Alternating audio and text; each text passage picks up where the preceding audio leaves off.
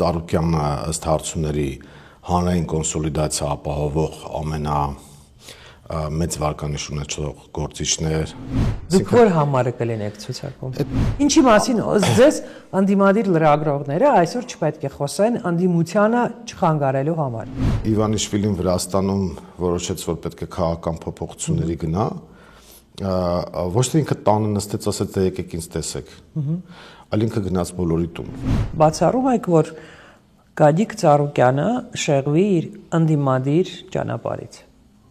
Ընդհանրապես չեմ ուզում քննարկել այդ հարցը, ինչ պետք է շեղվի։ Որ ասում են չկա Փաշինյան, կա պատերազմ։ Համոզեք ինձ, որ դա սուտ է։ Ասում սկզբում հիմար էր, հետո դավաճան։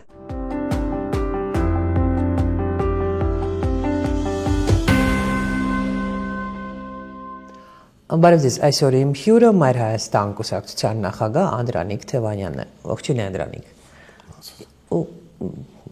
Իհարկե այս հարցով եմ սկսում մեր հարցազրույցը, ինչն է ձեզ բերել Նոյան տապան։ Ինչու հայտնվեցիք Նոյան տապանում։ Մենք միացել ենք առաջարկ Հայաստանին ծրագրին, որպեսզի կոնսոլիդացնենք մեր հնարավորությունները եւ հասնենք այն փոփոխությանը, որը խիստ անհրաժեշտ է Հայաստանի Հանրապետությանը։ Միավորման գաղափարը դա ձայների առավելագույն հնարավորությունը չփոշիացնելն է, այսինքն եթե առանձին վերցնենք Մայր Հայաստանին, մենք ապացուցել ենք, որ որտեղ մասնակցում ենք ընտրությանը, այնտեղ դրական արդյունք ցույց ենք տալիս։ Երևանում ավելի շատ, մնացած տեղերում ավելի քիչ, բայց այդուհանդերձ դրական։ Այսինքն այդ անցողիկության հարցը Մայր Հայաստանը չունի ի տարբերություն շատերի, որոնք կարող են խոսել այդ մասին, մենք գործով ենք ապացուցել, բայց խնդիրը մեր համար անցողիկությունը չի։ Խնդիրը իշխանության պատասխանատվությունը ստանձնելն է եւ այս իրավիճակը փոխելը։ Մենք դրա համար մեկտեղեցինք ուժը։ Մի քիչ մաթեմատիկայով զբաղվենք, հա, ըստ ձեզ, եթե առանց ձեզ գնար Ծառուկյանը ընտրություններին, ինչքան կստանար Բարգավաճ Հայաստան կուսակցությունը կամ իրենց առաջարկ Հայաստանին այդ նոր նախաձեռնությունը եւ ինչքան կստանա հիմա, երբ որ դուք եք միացել։ Դա շատ անշնորհակալ գործ կլինի այդ եթեները ասելը, բայց միասնաբար ես վստահաբար կարող եմ պնդել, որ սիներգիայի էֆեկտը ստացվելու է, այսինքն մերը այն միավորումն է, որի պարագայում հանրության տարբեր սեգմենտներ իրար են գումարվելու։ Դուք գիտեք նաև, որ Ծառուկյանը ըստ հարցումների հանրային կոնսոլիդացիա ապահովող ամենամեծ վարկանիշ ունեցող գործիչներ ըստ հարցումների երկու եկեղեցական էին, հոգեորականները մեր հարգարժան, երրորդում Ծառուկյանն էր եւ ըստ նույն հարցումների Մայր Հայաստանը երկրորդ տարին անընդմեջ թիվ 1-ն է համարվում Երևանում։ Ըստ հարցումների էլի, ոչ մեր հարցումների։ Գագիկ Ծառուկյանը ըստ էության չունի մեծ վարկանիշ, մեծ էլեկտորատ, հա, Երևանում դուք ունեք Երևանում։ Ես այդպես չէի պնդի, ուղղակի քանի որ Բարգավաճ Հայաստանը Երևանում եւ ընդհանրապես դեռ հայտ այդպես չէր ներկայացրել, ես չեմ կարող ասել ինչքան է վարկանիշը։ Նախաձեռնություններ ձեր, թե պարոն Ծառուկյանի։ Փոխադարձաբար մենք Ծառուկյանի հետ երկար տարիների աշխատանքի համագործակցության գործընկերության փորձ ունենք, նաեւ անձնական մտերիմ մարդկային հարաբերություններ եւ բնական է, որ քաղաքական դաշտի տարբեր դերակատարները միմյանց հետ շփվում են, քննարկում են եւ փոխադարձաբար եկանք այդ հանգեցինք այդ եզրակացության, որ պետք է միասնաբար գնալ եւ մենք էլ նաեւ Մայր Հայաստանով որոշեցինք, որ պետք է ուժերը մեկտեղել եւ միանալ առաջարկ։ Բայց նաեւ հավանաբար բանակցել եք մյուս մեծ ուժերի հետ, նույն Հայաստան դաշինքի չեք բանակցել։ Ի սկզբանե որոշված էր, որ Հայաստան դաշինքով չեք գնալու։ Ի սկզբանե մենք խնդիր էինք դրել կոնկրետ Մայր Հայաստանը, որ ամբողջ քաղաքական դաշտը մեկ միասնական ճակատով գնա, որովհետև այդտեղ բանակցելու բան չկար, օրինակ մասնավորապես նույն ձեր նշած դաշինքի հետ, եւ այն առումով, որ շփումները բնական ճանապարհով կարող են լինել, այդտեղ կոնսոլիդացիոն մեծ հնարավորություն էինք մենք տեսնում, որ ամբողջ դաշտը կայանա։ Հենց Հայաստան դաշինքի շուրջ։ Չէ, երբ որ Սամվել Կարապետյանին կալանավորեցին, մենք գտնում ենք, որ պետք է արդեն մեկ միասնական ճակատ ձևավորել։ Այդ թվում նաև Սամվել Կարապետյանի։ Այո, այդ թվում եւ Սամվել Կարապետյանի մյուս ուժերի հետ եւ այլն եւ մենք բոլորի հետ հանդիպումներ ենք ունեցել, բայց ոչ մեր մեղքով այդ մեկմիասնական ճակատը չկայացավ։ Հավանաբար դա մեր ձևով շարժման կամ արդեն ուժեղ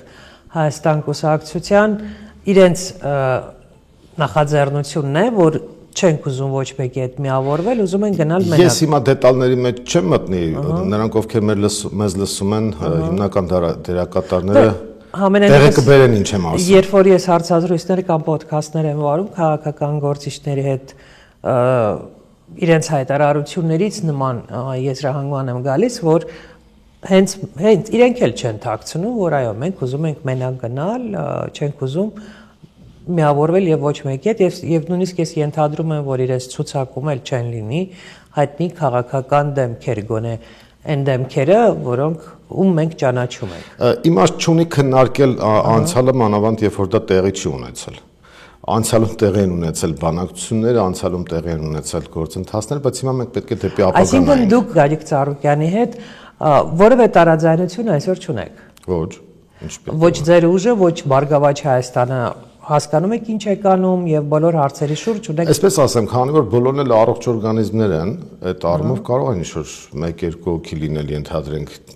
բոլոր թիմերում, որոնք ինչ-ինչ բաներից իրենց վատ զգան կամ դուրս մնան կամ ցուցակի կռիվ տան։ Մենք տվյալ դեպքում ցուցակի խնդիր չունենք ընդհանրապես, որովհետեւ Մայր Հայաստանը գտնում է, որ վիճակը այնպեսի կետի է հասել, որ եթե այս իշխանությունը վերարտադրվի, ապա կապ չունի թե ով որ ուժով է պատգամավոր դարձել կամ չի դարձել։ Անդրանիկ, եկեք ես ասեմ բոլոր այն մտավախությունները, որ այսօր կան հասարակությունում եւ փորձենք այս հարցերին, որ դուք պատասխանեք։ Օրինակ, առաջինը, ասում եք դուք, հա, քիչ առաջ նաեւ ասացիք, որ դուք չունեիք խնդիր Շ-ը հաղթահարելու եւ արդեն ձեր մասնակցությունը տարբեր դա բոլոր ընտրություններին ցույց են տվել Երևանի, Գյումրի եւ այլ։ Մյուս կողմից էլ ասում եք, որ Գագիկ Ծառուկյանը վստահելի անձ է եւ ըստ վարկանիշների կոնսոլիդացիոն մեծ ռեսուրս ունի։ Այդ դեպքում ինչ չեք գնացել դաշինքով, ինչու եք գնացել իրենց ցուցակով։ Զուտ տեխնոլոգիական խնդիր է դա նաեւ, որպեսզի մենք խնդիր չունենանք այս 2-3 ամսվա ընթացքում նոր բրենդինգի, այսպես ասած, ռասկրուտկայով զբաղվել, Բարգավաճ Հայաստանը վաղուցվա գործունեություն ծավալող ուժ է եւ ճանաչողությունը ամենաբարձրը է։ Եթե ավելի բարձր ճանաչողություն ունեցող լիներ, ապա այդ բարձր ճանաչողությամբ կգնայինք։ Մենք այդ առումով ցույց ենք տվել, որ այստեղ էլ ամբիցիաները խնդիրը մի կողմ ենք դնում, այսինքն դուք որ համարը կլինեք ցուցակում։ Այդպեսի հարց չենք քննարկել։ Կհրապարակենք, կտեսնեք, համարի խնդիր չկա։ Բայց ձեր կուսակցության մյուս անդամները եւս կլինեն անցնող։ Այո, այո։ Այդ համար անցնողի խնդիր ես առաջարկում եմ չքննարկել, որովհետեւ մենք պետք է քննարկենք իշխանափոխության խնդիր։ Ցուցակումով որտեղը եւ այլն դրանք իմ կարծիքով էժանական ձեզանից բացի կա եւս մեկ ուժ, որ ըստ ձեզ նման ձևով է մտածում, ինչպես դուք եք ասում, որ ես համաձայն եմ իմ ամբիցիաները դնել մի կողմ, գնալ Գագիկ Ծառուկյանի ցուցակով, կարևոր իշխանափոխությունն է։ Կան էլի հայտարարություններ կան եւ ես կարծում եմ, որ ընդդիմադիր դաշտում պետք է շատ առարկայական լինեն այն հայտարարությունները, որ միմյանց դեմ պետք չի պայքարել, միմյանց պետք է չթիրախավորել եւ այլն, բայց եթե նույնիսկ մենք կոնկրետ Մայր Հայաստանի մասով ասեմ, եթե մենք արձանագրում ենք կամ հետագայում միգուցե արձանագրենք մեզ թիկունքից հարվածներ ընդդիմադիր դաշտից կամ նույնիսկ անբարոյական անպարկեշտ քայլեր մեր հանդեպ, մենք դրան ուշադրություն չենք դարձնելու, մենք թիրախավորելու։ Բայց դա կարծես թե նվազել է այս վերջի շրջանում։ Ասում եթե մենք նկատենք այդպիսի բան, ապա միևնույն է բացարձակապես չենք մտնելու ընդդիմադիր դաշտի ներսում պոլեմիկայի մեջ, թիրախավորելու ենք բացառապես քաղաքացիական պայմանագրի քաղաքականությունը։ Եկեք փորձենք այդ կոնֆիգուրացիան հասկանալ, հա, ընդդիմության կոնֆիգուրացիան 4 ամսից արդեն ունենք ընտրություններ, քանի դաշինքով է գնում ընդդիմությունը ընտրությունների։ Դեռ վերջնականապես պարզ չեմ կարող ասել։ Ես մեր մասով կարող եմ ասել, որ մենք մաքսիմալ կոնսոլիդացիա ենք ձգտելու, ընդ որում ոչ միայն կուսակցականների, այլ նաև անկուսակցական մարդկանց մասով կամ հանրային ակտիվ դեմքեր, մասնագիտական շրջանակներ, որոնք փայլուն ներկայացուցիչներ ունեն։ Այսինքն նոր հնչեղ անուններ կլինեն։ Նոր նորմալ հայրենասեր պրոֆեսիոնալ պարկեշտ անուններ կլինեն, որոնք քաղաքական գործիչներ էլ այդ թվում իհարկե, քաղաքականությունը քաղաքական գործիչներով է լինում, խո ասենք ոնց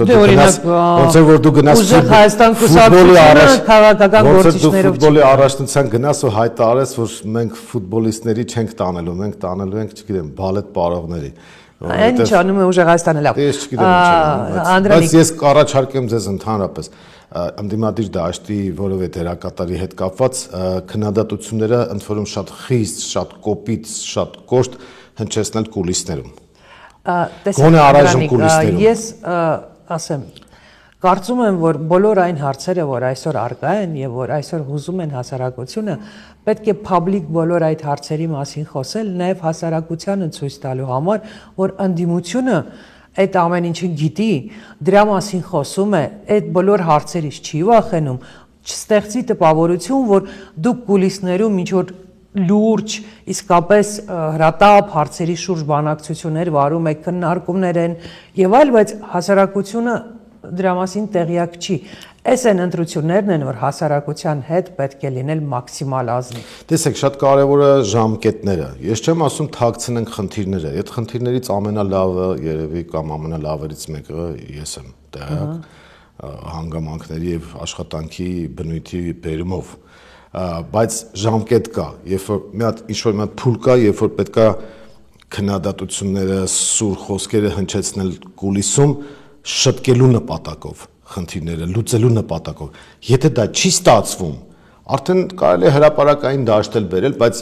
մեր էներգիայի մեծ մասը, այսպես ասեմ, 95-99%-ը մենք պետք է ծախսենք այս իշխանության դեմ պայքարում ունենք որպես հայեր եւ սովորաբար մարդիկ ընկալում են այդ թվում նաեւ հենց քաղաքական գործիչներ այն խոսքը, որը որ հնչում է եթերում։ Այսինքն բոլորի հետ քննարկում են ցանկացած թեմայի շուրջ, հետո որ ասում ես, բայց գիտես, այս սենց խոսակցություն կա, սա իրականությանը համապատասխանում, ասում են պաշտոնապես եթերում է հնչել։ Այսինքն եթե եթերում չի հնչել, այդ հայտարարություններն ու քննարկումները որևէ արժեք չունեն։ Մենք երևի տարբեր բաներից ենք խոսում, որովհետև եթե կան գործընթացներ, որոնք խնդրահարույց են, եւ դու տեսնում ես, որ դա այլևս չի ուղղվելու, այդ դեպքում կարելի է եթերային անել, բայց երբ որ տեսնում ես, որ օրինակ, առարկայական օրինակ բերեք։ Ինչի մասին ձեզ ընդդիմադիր լրագրողները այսօր չպետք է խոսեն ընդդիմությանը չխանգարելու համար, որտեղ ընդդիմադիր լրագրողները հավատացեք ավելի շատ են ուզում, որ այս իշխանությունը գնա, քան ընդդիմությունը։ Տեսեք, կոնկրետ օրինակ բերեմ։ Մենք Բարգավաճ Հայաստանի հետ միասին որոշեցինք առաջարկ Հայաստանի ծրագրով ընդհանուր ճակատով մասնակցել ընտրություններին։ Դրան նախորդել են բանակցություններ, ճիշտ է։ Եթե այդ բանակցությունների փուլում կոպիտ ասած անընդհատ բզբզայինք, կարող է ինչ-որ խնդրեմ առաջանալ։ Ասենք նույնիսկ չուզենալով մարդիկ խնդիրներ առաջացնեին, ինչ-որ հարցեր առաջանային եւ այլն։ Այդ փուլում ոչ հրապարակային գործունեությունը նույնիսկ էֆեկտիվ է, բայց երբ որ արդեն գալիս ես համաձայնության, արդեն հրապարակայնացնում ես գործընթացը բնականաբար հանրությանը ներգրավելով, բայց երբ որ դու սկսում ես բանակցություն ու նախապես ասում ես ես գնում եմ բանակցելու այս հարցով, կա չէ հավանականություն, որ ենթադրենք կարող է չստացվել արդյունքը, այն ինչ որ դու ուզում ես, դա կարող է հիասթափություն առաջացնել, դա կարող է խնդիրներ առաջացնել երկրում եւ ընդդիմադիր գործիչներն էլ շատ քիչ են իրականում, բոլորին ճանաչում են, հասարակությունն էլ շատ լավ տեղյակ է բոլոր խմորումներից եւ ինչքան էլ հասարակությանը փորձենք հեռու պահել այդ գործընթացներից, իրենք միևնույն է դրա մասին խոսելու են եւ ավելի ճիշտ է լինել հնարավորինս բաց, ասել այո, ինչ վատ բան է, ես բանակցում եմ Ծառուկյանի հետ,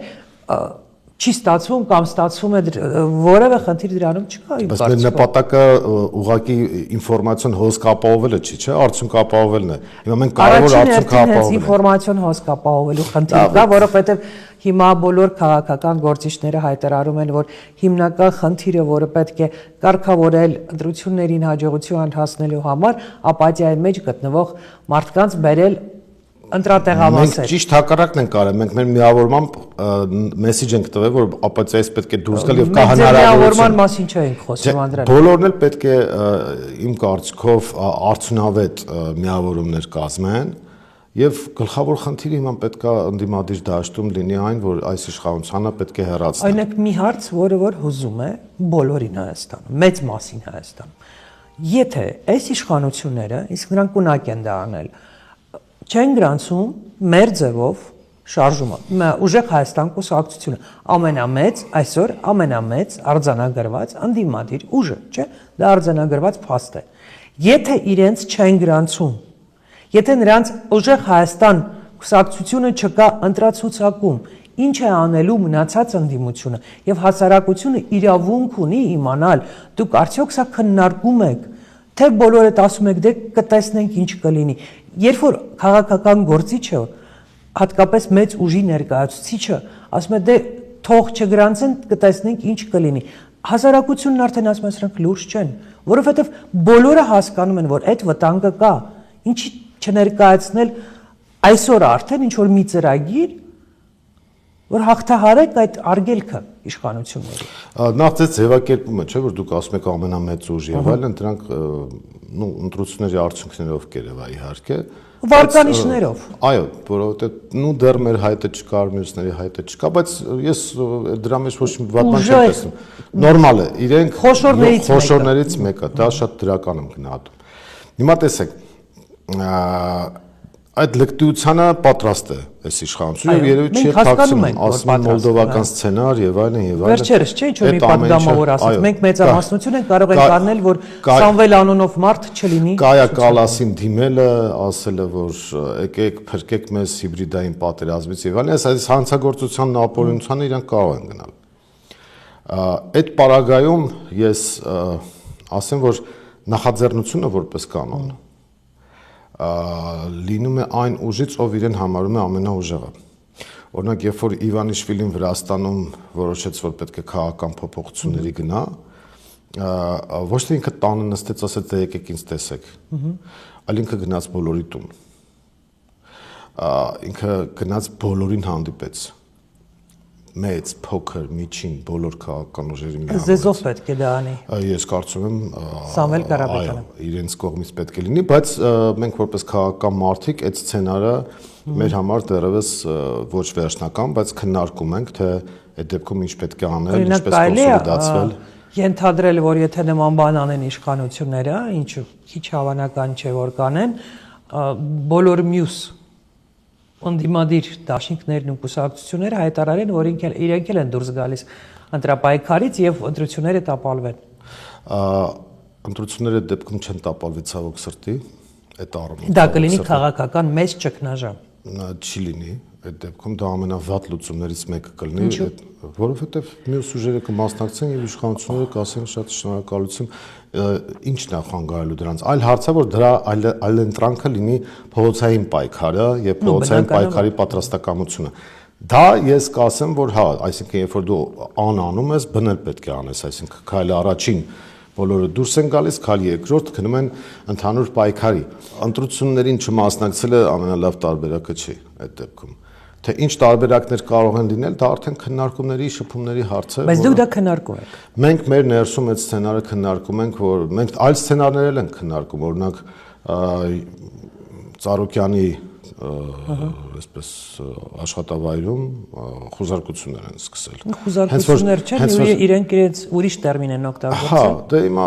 ամեն դեպքում դա շատ պատահաբար, այսպես ասած, համընկավ այն պահի հետ, երբ որ Մայր Հայաստանը հայտարարեց, որ միասնաբար է գնում, պարզվեց, որ Բարգավաճ Հայաստանը ուժային կենտրոն է դառնում իր թիմակիցների հետ, երբ որ դուք փաստորեն մեկ բան հայտարարեցիք ընդդիմադիր պայքարի մեկնարկը պարոն Ծառուկյանի եւ եկավ։ Այո, երբ որ հայտարարեցինք, որ մենք կարող ենք օրինակ Գյումրիի տարբերակով միավորվել բոլոր ուժերով, անմիջապես գնաց հարձակումները։ Այսինքն այն վայնասունը, որ բարձրացրել է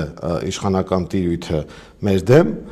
ցույց է տալիս, թե իրենք որտեղից ունեն մտավախություն եւ այդ քայլերը անում են։ Հետեւաբար բոլոր սցենարային զարգացումները պետք է քննարկել։ Իսկ քննարկումները նաեւ պետք է քաղաքական բնույթ կրեն եւ պետք է գան նաեւ այն շրջանակներից, որոնք ներգրաված են այս process-ների մեջ։ Մենք մեր համար այդ քննարկումները անում ենք, բայց կրկնեմ, ես ճիշտ եմ հասկանում, որ դուք անում եք այդ քննարկումները ձեր մասին ասենք, բայց չկա այդ քննարկումը ուժեղ Հայաստան կուսակցության հետ։ Այո, ես քանի որ չկա, այս պահին գոնե չկա, բայց լինելու է այդ կոմունիկացիան պետք է ստեղծել այդ մասով, քանի Վրաստանին հիշել է, ես ասեմ, որ բոլորը պետք է իմանան, որ Վրաստանում երկու օրինակ է եղել, մեկը հաջողված, մեկը չհաջողված։ Չհաջողվածը Բադրի Պատարքացիշվիլին էր, հաջողվածը Բիձինա Իվանիշվիլին։ Ես չէի ուզենա, որ Հայաստանում չհաջողված մոդելներ լինեն։ Այդ առումով ես կարծում եմ, որ ընդդիմադիր դաշտում առողջ քննադատությունը, առողջ քննարկումները կնպաստեն դրական արդյունքի բերելուն։ Եվս մեկ հարց, որը շատ է հուզում հասարակությանը, բացառում եք, որ Գագիկ Ծառուկյանը շեղվի իր ընդդիմադիր ճանապարհից։ Ընդհանրապես չեմ ուզում քննարկել այդ հարցը, ինչ պետք է շեղվի։ Նո, ճնշումներ։ Վաղը կգան եւս կխուզարկեն, կձերբակալեն։ Նորմալ երևույթ է Հայաստանում։ Ճնշումները նոր չեն սկսվել։ Մեր հանրությունը պետք է իմանա, որ վաղուց սկսվել են ճնշումները։ Դա ամենատարածված հարցն է, որը քննարկում է Հայաստանը։ Այդ հարցի պատասխանը ցույց կտա պրակտիկան։ Մենք ինքներս վստահ ենք, որ դուք վստահ եք, անձամ դուք վստահ եք։ Եթե վստահ չլինեի, չէի միանա։ Ահա։ Իսկ կան ուրիշ քաղաքական գործիչներ եւ ուժեր, ում դուք կուզենայիք տեսնել նաեւ ձեր այդ նոյանտապանում։ Շատ կան, բայց քանի դեռ սպային վերջնական որոշումներ չկա, չեմ ուզենա անուններ հնչեցնել։ Այսինքն ավելի շատ հավանական է, որ ընտրություններին ընդդիմությունը գնա 3 դաշինքով, թե 4 դաշինք ավելի եւ այլ։ Խոսքը այն մասին է, որ այնպիսի միավորումներ լինեն, որոնք կարողանան արդյունավետ ցուցանիշներ ապահովել։ Դրանք ընդհանուր խոսքեր են։ Անդրանիկ, ընդհանուր խոսքերը հետևյալն է 3 կամ 4։ Ես 4 չեմ տեսնում անկեղծ ասած։ 26 թվականին ընտրություններին մասնակցող կուսակցությունների թիվը ավելի մեծ է լինելու, թե ավելի պակաս 21 թվականի ընտրություններին մասնակցող։ Որովհետև իշխանական տիրույթից էլ բազմաթիվ արբանյակներ կմասնակցեն, սպոյլերներ կմասնակցեն, այդքան ներուժներ են, որ կմասնակցեն, պատեհապաշտներ կմասնակցեն, տարբեր ես չեմ կարող այդ կանխատեսել, բայց դա ամենակարևոր հարցը չի, որ պետք է մեզ հուզի։ Ես ուզում եմ գիտեք եւս մեկ թեմայով խոսել, Անդրանիկ, խոսքը այսպես կոչված արևմուտքի աջակցության մասին է Փաշինյանին, դուք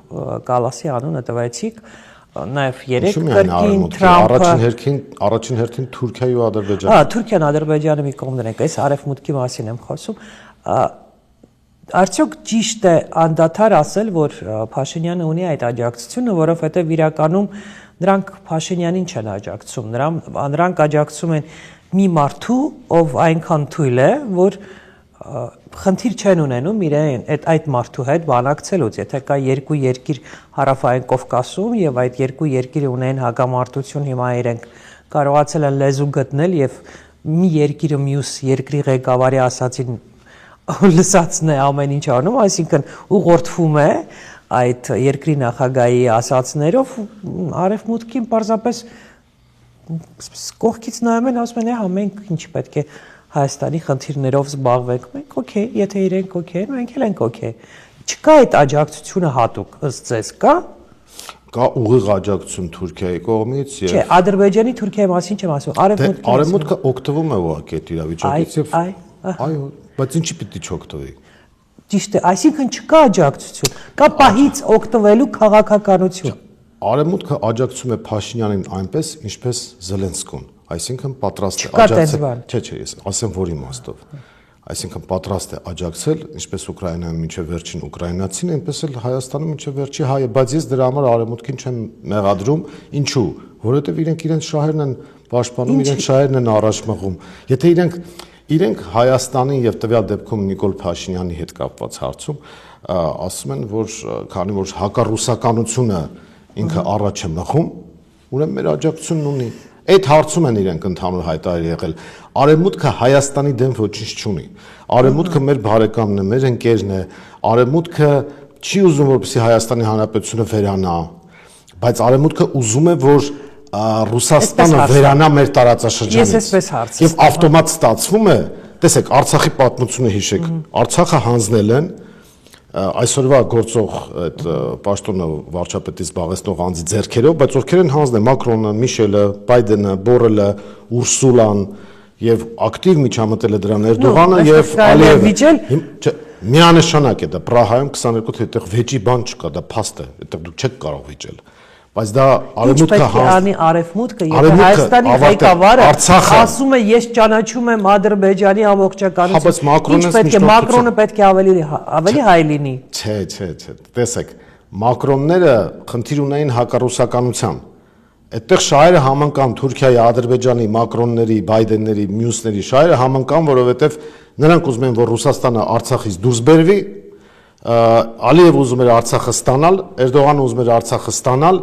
այսօրվա այս մի հոգավորը ուզում էր աթոռը պահել։ Ինքը հաշվեց, որ եթե արևմուտքին այդ ծրագիրը սպասարկի,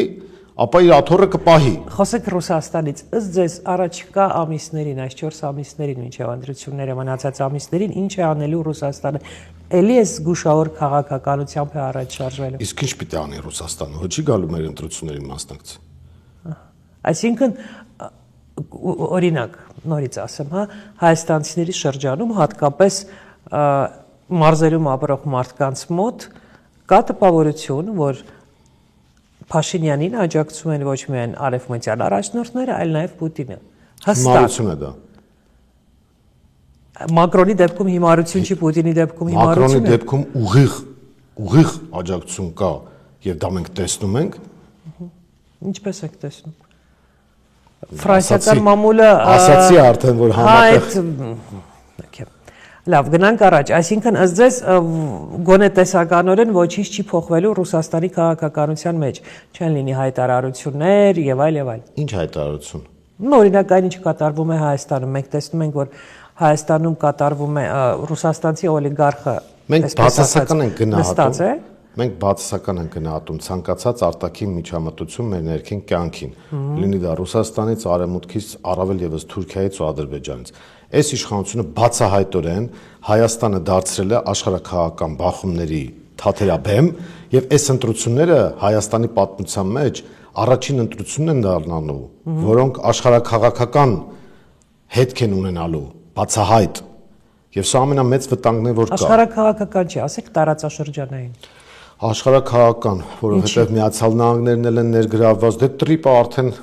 խոսում եմ մասին, որ Միացյալ Նահանգները ներգրավված է, Թուրքիան, Ադրբեջանը, Իրանը, Ռուսաստանը եւ այլն։ Կարծում որ նման բաներ հայտարարելով դուք ջուր եք լցնում Փաշինյանի ջրաղացին, ով ասում է, որ այս տրիպ են բերել, խաղաղություն են բերել։ Շատ լավ տրիպը բերել է, բայց այդ տրիպը պետք է աշխատի, իսկ մենք տեսնում ենք, որ առանց երաշխիքների համակարգի, առանց մեր տարածքային ամբողջականության պաշտպանման հնարավոր չի, որ այդ համակարգը աշխատի։ Մենք կուզենանք եւ ամերիկյան ներգրավվածություն, եւ ռուսական, եւ չինական, եւ իրանական։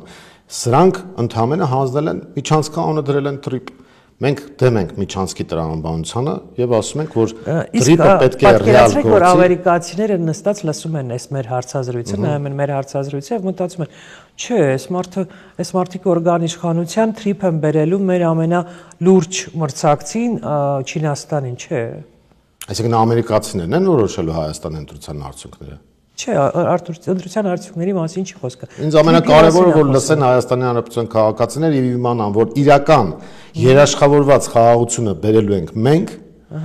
պատերազմը բերել ու բերում են այս իշխանությունները։ Ինչպես եք բերել խաղաղությունը, այդ մտավախությունը, որ ասում են չկա Փաշինյան, կա պատերազմ։ Այսինքն Փաշինյանը միշտ եղել է եւ եղել է պատերազմ։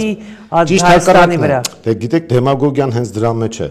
որ կա այսօրվա իշխանությունը, կա պատերազմ։ Եվ դա փաստով է ապացուցված։ Պատկերացրեք, ես հայաստանցի ինչ որ տեսեք, հայաստանցի չեմ, այլ բարձրացած քաղաքացի եմ, համոզեք ինձ, որ դա սուտ է։ Նախ անցածը ամբողջ, քանի պատերազմ է բերել մեծ ու փոքր։ Այդ անցյալի փորձը մեկ, երկրորդը, եթե մենք գնում ենք խաղաղության, ապա ինչու է Հայաստանի եւ Ադրբեջանի սահմանների 1000 կիլոմետրանոց հատվածը այս 6 տարվա ընթացքում սահմանազատվել ու սահմանագծվել ընդամենը 12 կիլոմետրի մասով, այն էլ հայկական կողմի միակողմանի զիջումների պարագայում։ Եթե մենք խաղաղության ենք գնում իրական, ուրեմն պետք է ամբողջ այդ 1000 կիլոմետրը սահմանագծեինք, որպեսզի տարածքային ամբողջականությունը ճանաչվեր։ Երկրորդ, համոզեք, որ Ադրբեջանը չի հարձակվելու Հայաստանի վրա, եթե Հայաստանում տեղի ունենա իշխանափոխություն։ Հայաստանում տեղի ունենալով իշխանափոխություն, Ադրբեջանը կնստի բանակցային սեղանի շուրջ, որովհետև այդ դեպքում մենք երաշխավորի ենք ներգրավելու, այն շրջանակներում, որը ունենք երրակողմ համաձայնությամբ Ռուսաստան, Ադրբեջան, Հայաստան։ Այդ թղթերը չեն չեղարկել ադրբեջանցիները, չեն էլ կարող չեղարկել։ Իրենք լեզու ու թևեր են առել Հայաստանի այսօրվա իշխանության պարագայում։ Նոյեմբերի 9-ի փաստաթուղթը մեր երազանքների փաստաթուղթը չէր, բայց այդ փաստաթուղթը ոչ մեկ չի չեղարկել։ Եվ մենք դնում ենք նաև